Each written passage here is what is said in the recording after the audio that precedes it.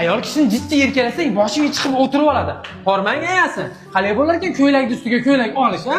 Ve bir oyda 7 ta ham ko'ylak olasanmi? Noinsof. Hey, bunisini kiyor desam, yo'q, qandashlar ko'rgan. Bunisini kiyor, yo'q, o'rtoqlarim ko'rgan. Topgan pulim seni ko'ylagingni ortmayapti ayasi. Pistollik yo'q o'tda dadasi.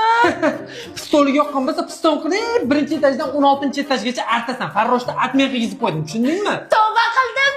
Menga aktrisalik qilma ayasi. Tushundingmi? Menga vobshe aktrisalik qilma. Big'illatib qo'yma hozir. Nimaga nima bo'ldi tushunmay qoldim. Qorning dadasi, kare sochli qizlarni Malibulada olib yurish qalay bo'lyapti? Ayasi ishxonadagi qizni uygacha tashab qo'ydim, xolos. Kechirib qo'yibsiz, birinchi etajdan 16-etajgacha bir hafta artganib esingizdan chiqib qoldimi? Tinchlik kerak bo'lsa, siz ham qo'y yog'i qo'y go'shtiga osh qilasiz. Yoniga shakarobı bilan kevatesi ham bo'lsin. Ayasi oshirib olmayapsanmi? Seni oylarga. Dadasi, bu kirlarni yuvib qo'ying.